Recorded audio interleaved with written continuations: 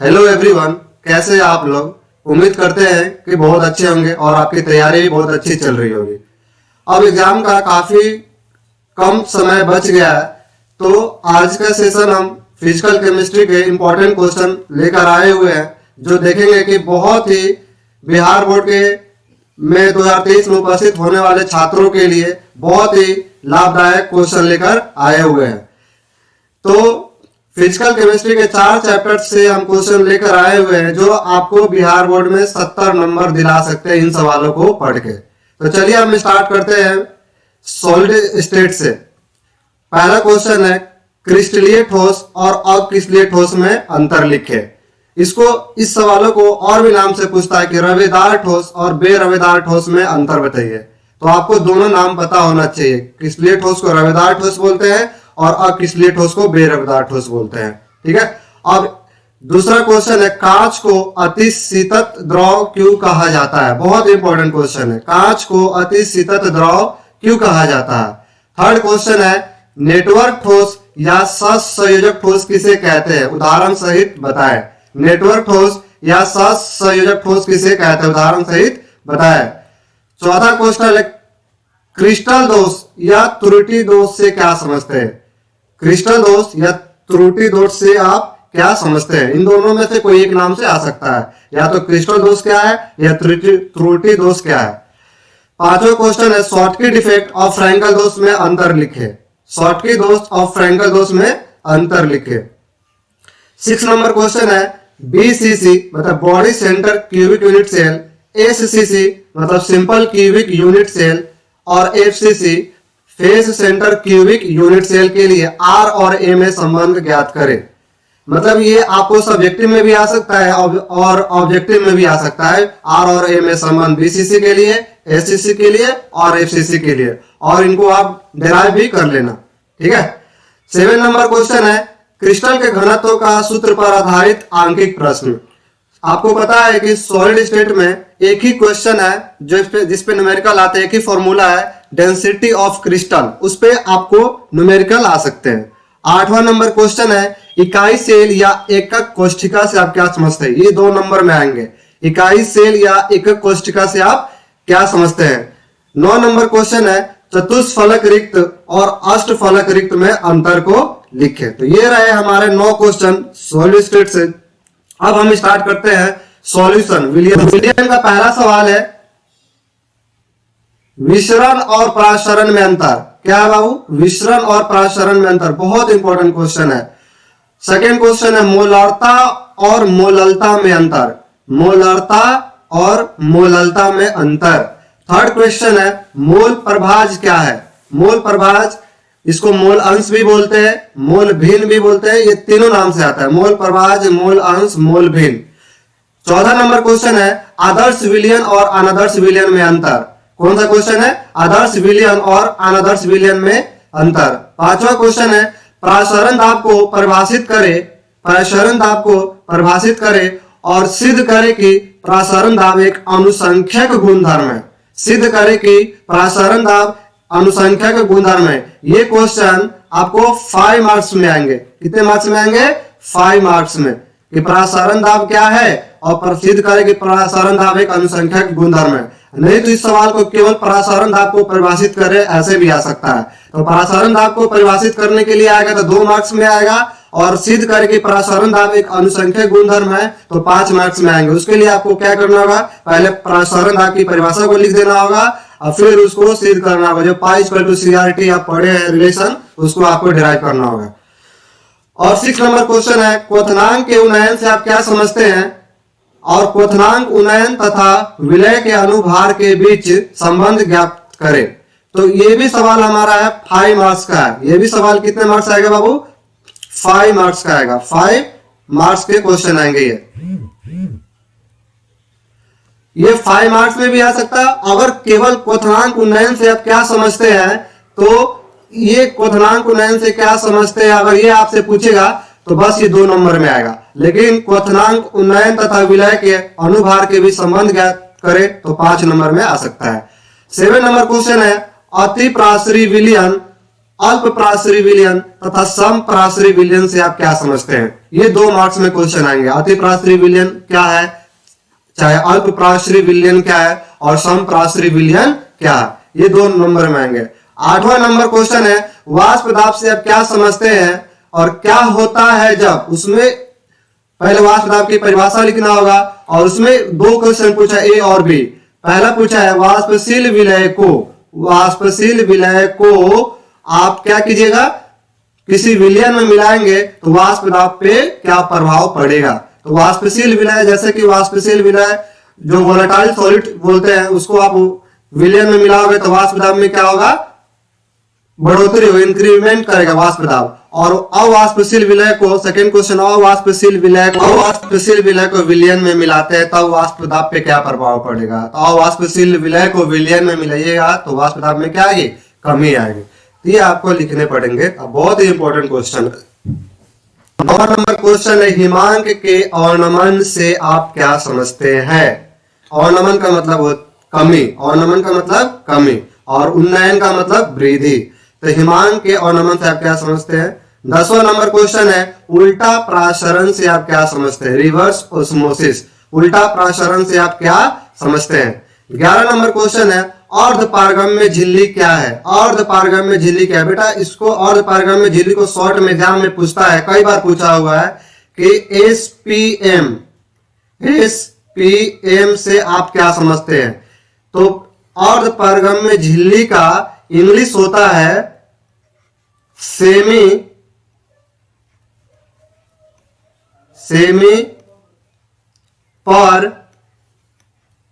Permeable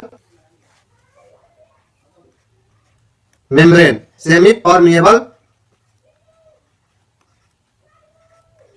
membrane, इसी को short में बोलते हैं एसपीएम। और अर्ध पारगम्य झिल्ली ना पूछ के कई बार पूछा गया एसपीएम से आप क्या समझते हैं? तो ये मत समझना कि एसपीएम अलग है और अर्ध पारगम्य झिल्ली क्या है, दोनों क्या है, सेम है। 12 नंबर क्वेश्चन है राउल्ट के नियम की व्याख्या करें। राउल्ट के नियम की व्याख्या करें। 13 नंबर क्वेश्चन है हेनरी के नियम को लिखे तथा इसके अनुप्रयोग को लिखे। हेनरी के नियम का अनुप्रयोग जो समुद्री गोताखोर जो अपने ऑक्सीजन गैस सिलेंडर लेकर जाते हैं समुद्र में गोता लगाने के लिए, तो उसका वो अनुप्रयोग है। तो उसके अनुप्रयोग को भी लिखना है और उसके नियम को भी लिखना है। नहीं तो 12 और 13 नंबर क्वेश्चन को एक ही में पूछ सकता है 5 नंबर में डाल के हेनरी तथा राउल्ट के नियम को लिखे, हेनरी तथा राउल्ट को नियम को लिखे, तो ये 5 नंबर में पूछेगा। और अलग अलग पूछ दिया था 2 नंबर में पूछेगा राउल्ट के नियम की व्याख्या करें, तो आप इसको पूरा एक्सप्लेन करके लिखना। तो ये हमारा विलियन का इंपॉर्टेंट क्वेश्चन रहा, 13 क्वेश्चन रहा। अब चलते हैं इलेक्ट्रोकेमिस्ट्री में। इलेक्ट्रोकेमिस्ट्री का पहला सवाल है हमारे लिस्ट में फैराडे के प्रथम एवं द्वितीय नियम को लिखे। फैराडे के प्रथम एवं द्वितीय नियम, द्वितीय नियम ये थोड़ा मिस्टेक हो गया है, आप समझिएगा द्वितीय कैसे लिखेंगे। द्वितीय नियम को लिखे। सेकेंड क्वेश्चन है विद्युत रासायनिक तुल्यांक से आप क्या समझते हैं? विद्युत रासायनिक तुल्यांक से आप क्या समझते हैं? विद्युत रासायनिक तुल्यांक से आप क्या समझते हैं? ये 2 मार्क्स में पूछे जाएंगे। थर्ड क्वेश्चन है बाबू मानक इलेक्ट्रोड विभव से आप क्या समझते हैं? मानक इलेक्ट्रोड विभव से आप क्या समझते हैं? चौथा क्वेश्चन है लवण सेतु क्या है, इसके उपयोग को लिखे। लवण सेतु क्या है, इसके उपयोग को लिखे। 5वां नंबर क्वेश्चन है प्राथमिक सेल एवं द्वितीयक सेल में अंतर लिखे। प्राथमिक सेल एवं द्वितीयक सेल में अंतर को लिखे। 6ठा क्वेश्चन है प्रबल वैद्युत अपघट्य और दुर्बल वैद्युत अपघट्य से आप क्या समझते हैं? प्रबल वैद्युत अपघट्य और दुर्बल वैद्युत अपघट्य से आप क्या समझते हैं? प्रबल वैद्युत अपघट्य और दुर्बल वैद्युत अपघट्य से आप क्या समझते हैं? 7वां नंबर क्वेश्चन है लेड संचायक सेल से आप क्या समझते हैं? लेड संचायक से 5 नंबर में आपको पूछेगा। कितने मार्क्स में पूछेगा? 5 मार्क्स में पूछेगा। ठीक है। 8वां नंबर क्वेश्चन है कुलरॉस के नियम को लिखे। कुलरॉस के नियम को लिखे। 9th नंबर क्वेश्चन है विद्युत रासायनिक सेल और गैल्वेनिक सेल में अंतर लिखे। विद्युत रासायनिक सेल और गैल्वेनिक सेल में अंतर लिखे। 10 नंबर क्वेश्चन है मानक हाइड्रोजन इलेक्ट्रोड क्या है? मानक हाइड्रोजन इलेक्ट्रोड क्या है? इसको मानक हाइड्रोजन इलेक्ट्रोड को ऐसे भी पूछता है। मानक हाइड्रोजन इलेक्ट्रोड को इंग्लिश में बोलते हैं standard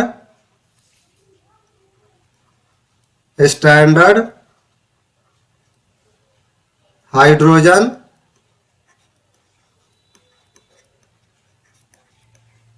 electrode.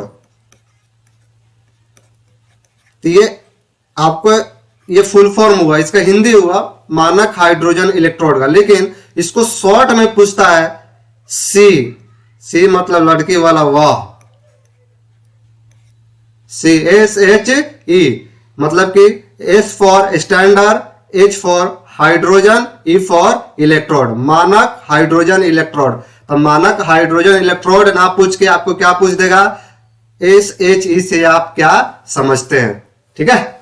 11 number question, hydrogen oxygen ईंधन सेल से आप क्या समझते हैं? हाइड्रोजन ऑक्सीजन ईंधन सेल से आप क्या समझते हैं? ये 5 नंबर में पूछेगा बाबू। कितने नंबर में पूछेगा? 5 मार्क्स में ये पूछेगा। शुष्क सेल 12 नंबर क्वेश्चन है। ये जो 12 नंबर क्वेश्चन है, शुष्क सेलों को पुनः उपयोग में क्यों नहीं लाया जाता? शुष्क सेलों को पुनः उपयोग में क्यों नहीं लाया जाता? ये 2 नंबर में पूछेगा। 30 नंबर क्वेश्चन है, शुष्क सेल में स्टील की परत क्यों चढ़ाई जाती है? शुष्क सेल में स्टील की परत क्यों चढ़ाई जाती है? जैसे कि आपको मोबाइल का बैटरी हो गया, घड़ी का बैटरी होगा, रिमोट का बैटरी हो गया, सब में स्टील की परत चढ़ाया जाता है। तो क्यों चढ़ाया जाता है? इसका क्वेश्चन 2 मार्क्स में आएगा। 14 नंबर क्वेश्चन है, लास्ट है, नष्ट समीकरण को लिखे। NERNEST होगा, NERNEST। नष्ट समीकरण से आप क्या समझते हैं? तो ये रहा है इलेक्ट्रोकेमिस्ट्री का, वैद्युत रसायन का 14 क्वेश्चन इंपॉर्टेंट, जो कि बहुत ही ज्यादा इंपॉर्टेंट है बिहार बोर्ड के हिसाब से। अब चलते हैं हम केमिकल काइनेटिक्स में। तो केमिकल काइनेटिक्स का पहला सवाल है, अभिक्रिया की कोटि से आप क्या समझते हैं? अभिक्रिया की कोटि से आप क्या समझते हैं? ये 2 मार्क्स में पूछेगा। कितने मार्क्स में पूछेगा? 2 मार्क्स में। सेकेंड क्वेश्चन है, अनुक्ता और अभिक्रिया की कोटि में अंतर। अनुक्ता और अभिक्रिया के कोटि में अंतर। अनुक्ता और अभिक्रिया की कोटि में अंतर। 3rd नंबर क्वेश्चन है, शून्य कोटि अभिक्रिया क्या है? शून्य कोटि अभिक्रिया क्या है? और शून्य कोटि अभिक्रिया के लिए वेग समाकलित समीकरण को लिखो। वेग समाकलित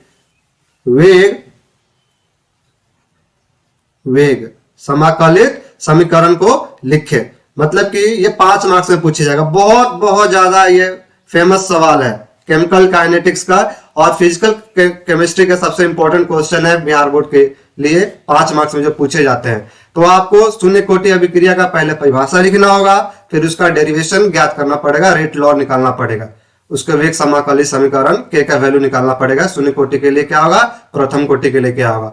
फिर 14 नंबर क्वेश्चन है कि प्रथम कोटि अभिक्रिया से आप क्या समझते हैं, और प्रथम कोटि अभिक्रिया के लिए वेग समाकलित समीकरण लिखें। वेग, यहां भी क्या होगा, वेग समाकलित समीकरण को लिखे। 5वां नंबर क्वेश्चन है कि शून्य कोटि और प्रथम कोटि अभिक्रिया के लिए अर्ध आयु काल की गणना करें। तो इससे सवाल हमारा आ सकता है डिराइव करने के लिए टी हाफ। अर्ध आयु काल क्या होता है, टी हाफ कैलकुलेट करना है शून्य कोटि के लिए और प्रथम कोटि अभिक्रिया के लिए। तो इस पे न्यूमेरिकल भी आ सकते हैं, और हमें या न्यूमेरिकल नहीं आएगा तो सीधे शून्य कोटि अभिक्रिया के लिए आप अर्ध आयु काल निकाल लेना। 6वां नंबर क्वेश्चन है, सक्रिय ऊर्जा से क्या समझते हैं और किसी अभिक्रिया के वेग स्थिरांक और सक्रिय ऊर्जा में संबंध स्थापित ज्ञात करें। ये पूछेगा आपको 5 मार्क्स में। 5 मार्क्स में, तो 5 मार्क्स में इसमें से 2 क्वेश्चन हमको मिल गए। शून्य कोटि अभिक्रिया के लिए वेग समाकलित समीकरण को लिखे, और सक्रिय ऊर्जा के लिए सक्रिय ऊर्जा क्या है और किसी अभिक्रिया के वेग स्थिरांक और सक्रिय ऊर्जा में संबंध स्थापित करें।